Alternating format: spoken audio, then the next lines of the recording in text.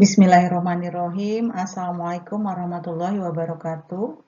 Saudara sekalian dimanapun berada, jumpa lagi dengan saya Barbara Gunawan dalam mata kuliah akuntansi bisnis. Pada kesempatan kali ini saya akan membahas lanjutan dari materi sebelumnya, yaitu siklus akuntansi perusahaan jasa. Kali ini kita akan membahas bagian 4, yaitu laporan keuangan dan jurnal penutup. Saudara sekalian, ketika kita akan menyusun laporan keuangan, maka kita akan tinjau kembali kertas kerja, ya. Di sini kertas kerja yang akan kita fokuskan adalah pada bagian laba rugi dan posisi keuangan. Saudara perhatikan lagi akun-akun yang menjadi bagian dari laporan laba rugi dan akun-akun yang menjadi bagian dari laporan posisi keuangan. Kita lihat di sini saudara sekalian, akun yang menjadi bagian dari laporan laba rugi adalah akun pendapatan dan beban-beban. Kemudian akun yang menjadi bagian dari laporan posisi keuangan, di sini kita lihat ada kas, ada piutang usaha, ada peralatan usaha, ada bangunan, ada tanah, ya. Kemudian pada bagian lain masih dalam laporan posisi keuangan ada utang usaha, utang bank, dan modal saham. Tak lupa saudara sekalian, di sini di bagian bawah ada akumulasi penyusutan peralatan dan akumulasi penyusutan bangunan. Itu juga merupakan bagian dari laporan posisi keuangan yang merupakan akun kontra, di mana posisinya untuk akumulasi penyusutan peralatan kelak akan kita letakkan di bawah akun peralatan. Sedangkan akumulasi penyusutan bangunan akan kita letakkan di bawah akun bangunan, di mana akun akumulasi penyusutan bangunan ini akan menjadi pengurang dari akun yang ada di atasnya, ya. Jadi akumulasi ini sering disebut juga dengan akun kontra. Kita lihat ya nanti bagaimana laporan keuangan itu disusun. Saudara sekalian, ketika kita akan menyusun laporan keuangan, maka urutannya terlebih dahulu diawali dengan penyusunan laporan laba rugi. Barulah diikuti dengan laporan perubahan ekuitas, lalu laporan posisi keuangan. Ya. Nah, sekarang kita tinjau dulu aspek judulnya, saudara sekalian. Nah, jadi dari judulnya kita lihat untuk laporan laba rugi, kita akan buat dulu nama perusahaannya. Di sini namanya adalah PT Bangun Jiwo. Kemudian kita buat laporan laba rugi. Di bawahnya saudara perhatikan ini ditulis periode. Periode 1 sampai 30 April 2019 yang artinya bahwa pendapatan dan beban-beban yang disajikan dalam laporan laba rugi ini adalah akumulasi pendapatan dan beban-beban selama periode 1 bulan sejak 1 April sampai 30 April. Dari kertas kerja atau worksheet tadi, kita sudah ketahui bahwa pendapatan selama 1 bulan adalah 29 juta. Kemudian beban gaji dan upah ada 3.500.000, beban bunga 1.200.000, beban perlengkapan 2.300.000, beban penyusutan peralatan 500.000, beban penyusutan bangunan 2 juta. Kalau kita total semuanya ada 9.500.000. Sehingga karena pendapatan lebih tinggi dari total beban, dalam hal ini adalah beban operasional, maka berarti ada laba senilai 19.500.000. Saudara sekalian, periode penyusunan laporan laba rugi itu tidak harus 1 bulan. Biasanya 1 tahun, boleh jadi setengah tahunan, boleh jadi 4 bulanan. ya.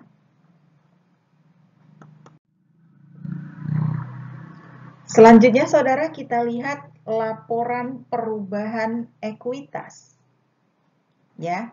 Nah, di sini kita lihat ada kolom-kolom keterangan, modal saham, laba ditahan atau saldo laba, dan kolom ekuitas. Saudara, di sini untuk di keterangan kita lihat ada saldo awal. Ya. Perubahannya boleh jadi dari tambahan modal, setoran modal, lalu laba usaha dan dividen. Nah, kemudian kita akan pisahkan di sini di kolom modal saham kita akan meletakkan informasi tentang saham saja saudara sekalian. Nah, tentang modal saham diawali dengan saldo awal pada waktu itu, saudara lihat lagi di jurnal atau lihat di buku besar dengan nama akun modal saham. Di situ diketahui ada saldo awal, setoran modal awalnya adalah 150 juta, lalu ditambah dengan setoran modal berikutnya senilai 450 juta. Sehingga saldo akhir dari modal saham adalah 600 juta. Data ini dilihat dari akun modal saham yang ada di buku besar, ya. Nah, kemudian untuk kolom laba ditahan itu dipengaruhi oleh adanya laba atau rugi. Di sini kan kebetulan ada laba ya 19.500.000. Kemudian ada dividen.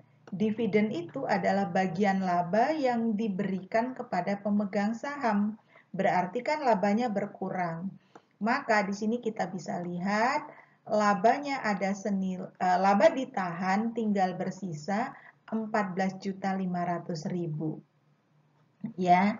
Nah, kemudian untuk kolom ekuitas kita lihat di sini adalah gabungan dari kolom modal saham dan laba ditahan, yaitu ada saldo laba saldo awal 150 juta, tambahan setoran modal 450 juta, ditambah dengan laba dikurangi dengan dividen. Sehingga saldo akhirnya adalah, saldo akhir ekuitas adalah 614.500.000 rupiah. Saudara sekalian, di sini kemudian kita lihat laporan posisi keuangan. Saudara, kalau laporan posisi keuangan kita lihat di sini kita gunakan per 30 April 2019. Bukan periode sebagaimana laporan laba rugi dan laporan perubahan ekuitas. Artinya, aset, likuiditas atau kewajiban dan ekuitas yang disajikan di dalam laporan posisi keuangan ini adalah aset, kewajiban, dan ekuitas pada tanggal 30 April. Ya. Nah, saudara, kita lihat yang disajikan di dalam laporan posisi keuangan yang pertama adalah aset. Kas, kita lihat tadi dari laporan atau kertas kerja atau worksheet di slide sebelumnya. Kemudian ada piutang 8 juta rupiah. Peralatan usaha ada 17 juta. Kemudian diketahui akumulasi penyusutan peralatan ada 500.000. Sehingga peralatan usaha bersihnya adalah 16.500.000. Saudara, kalau di sini ada peralatan usaha 17 juta, itu biasa disebut dengan harga perolehan.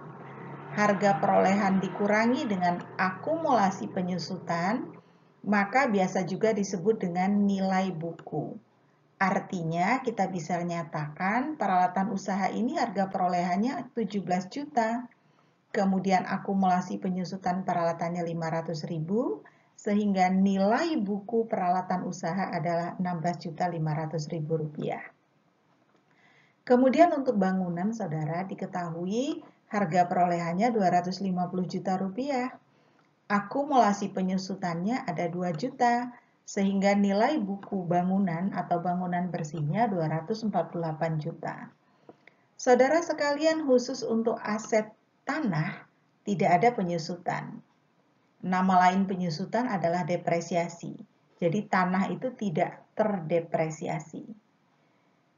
Kemudian kita jumlahkan semua saudara sekalian, maka didapatkan total aset adalah Rp681.500.000. Masih dari informasi yang terdapat di dalam kertas kerja, diketahui untuk kewajiban itu ada 7 juta dan utang bank ada 60 juta rupiah.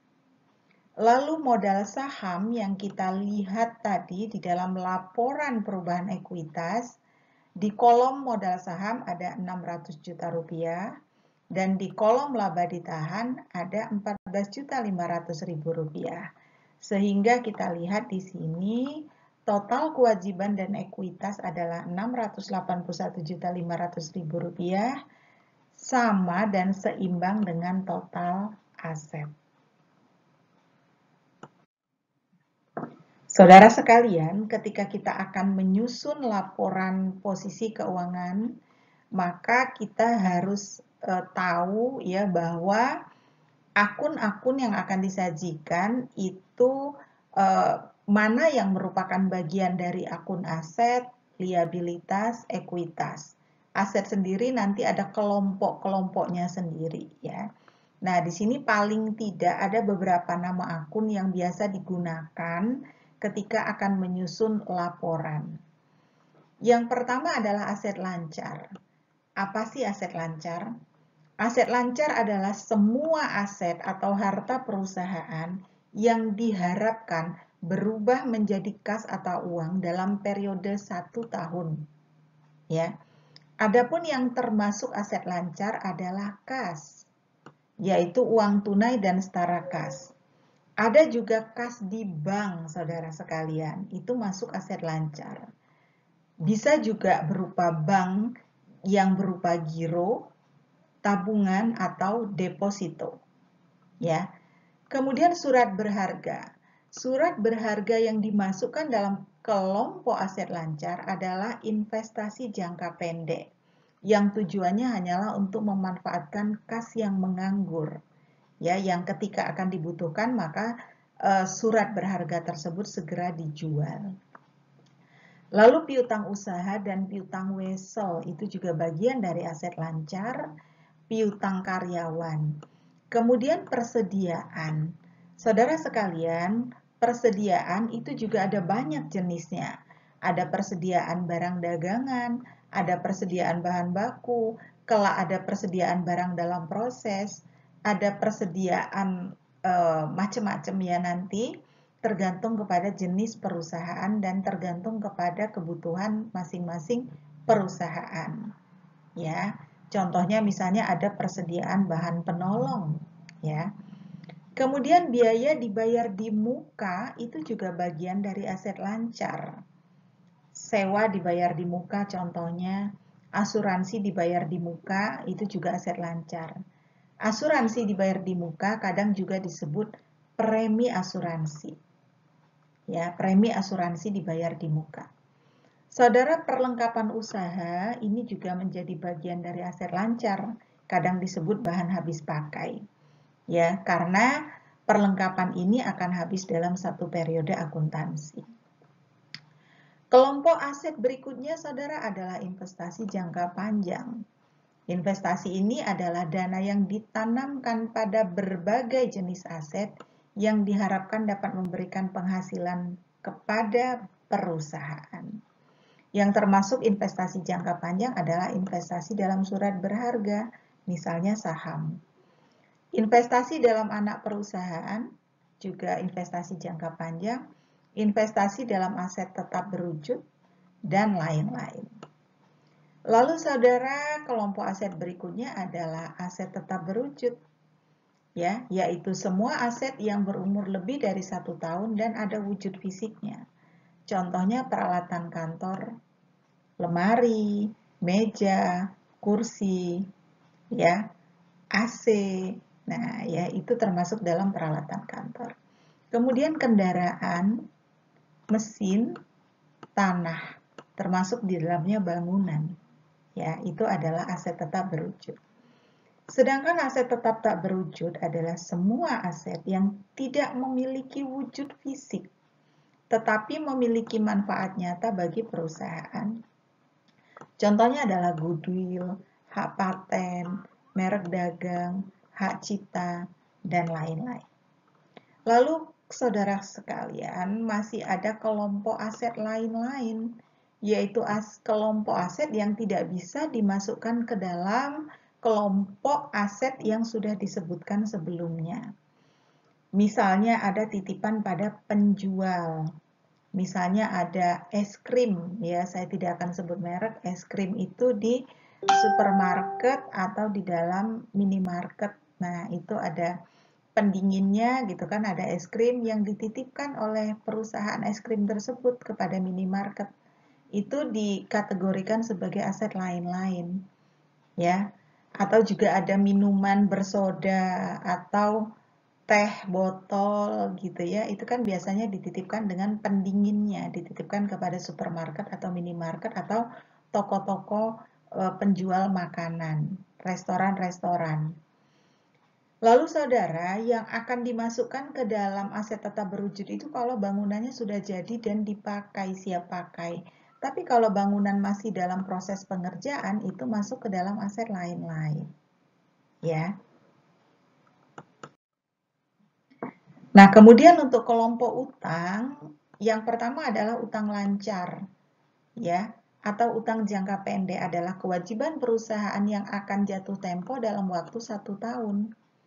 Contohnya adalah utang usaha, utang wesel, utang pajak, ya. Bisa juga utang gaji, ya. Kemudian pendapatan diterima di muka, contohnya ya adalah pendapatan jasa diterima di muka. Jadi saudara, pendapatan diterima di muka ini berbeda dengan pendapatan. Kalau pendapatan masuk di dalam laporan laba rugi, kalau pendapatan diterima di muka, itu berarti pendapatannya sudah kita peroleh, uangnya sudah diterima, tapi jasa atau barangnya belum diserahkan kepada customer.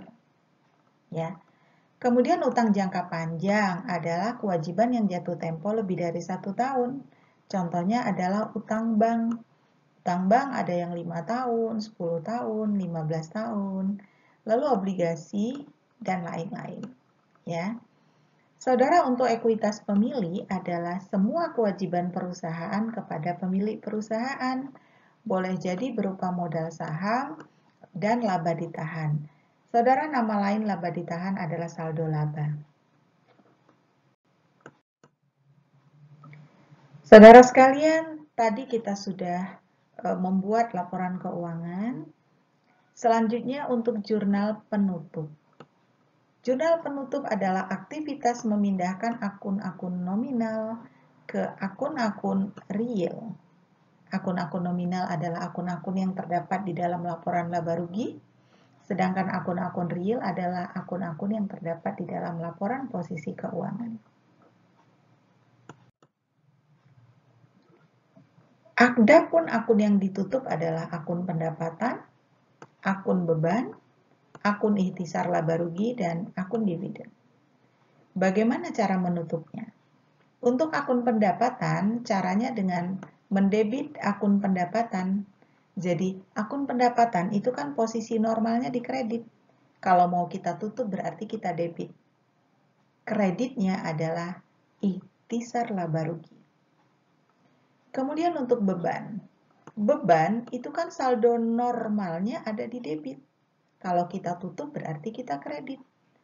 Adapun sisi debitnya adalah ikhtisar laba rugi. Saudara, akun ikhtisar laba rugi sendiri kita tutup. Ya, caranya dengan mendebit akun ikhtisar laba rugi dan mengkredit akun modal pemilik atau laba ditahan sebesar selisih antara pendapatan dan beban. Kemudian yang kita tutup berikutnya adalah akun dividen. Caranya adalah dengan mendebit akun modal atau laba ditahan dan mengkredit akun prefer kalau perusahaannya perseorangan dan mengkredit akun dividen kalau perusahaannya berbentuk PT. Nah, saudara, kalau dari kasus PT Bangun Jiwo, akan kita buat jurnal penutupnya, maka jadinya seperti ini. Pendapatan di debit 29 juta, kreditnya ikhtisar laba rugi. Kemudian, untuk menutup akun-akun beban, kita kredit bebannya sesuai dengan jumlah yang tersaji di dalam laporan laba rugi. Debitnya adalah ikhtisar laba rugi sejumlah total beban. Data ini saudara bisa lihat di dalam laporan laba rugi. Kemudian untuk yang berikutnya kita tutup adalah ikhtisar laba ruginya 19.500.000, kreditnya adalah laba ditahan. Kemudian laba ditahannya ini kita akan debit ketika menutup akun dividen. Ya, dividennya dikredit. Saudara sekalian, dengan dibuatnya ayat jurnal penutup tadi, maka aktivitas pencatatan transaksi di PT Bangun Jiwo dianggap sudah selesai. Setelah itu kita dapat membuat daftar saldo setelah penutupan. Daftar saldo setelah penutupan tersebut akan dijadikan saldo awal bagi buku besar perusahaan pada periode berikutnya. Dengan demikian, saudara, sudah berakhirlah siklus akuntansi perusahaan jasa. Kelak kita akan sambung dengan siklus akuntansi perusahaan dagang. Ya. Saudara sekalian, demikian yang dapat saya sampaikan. Semoga apa yang sudah saya sampaikan bermanfaat. Tetap sehat saudara sekalian, anak-anak saya dimanapun berada. Tetap baca bukunya, rajin ibadah, rajin berdoa. Semoga Allah selalu melindungi kita semua dan kita senantiasa dalam keadaan sehat. Sekian, terima kasih atas perhatiannya.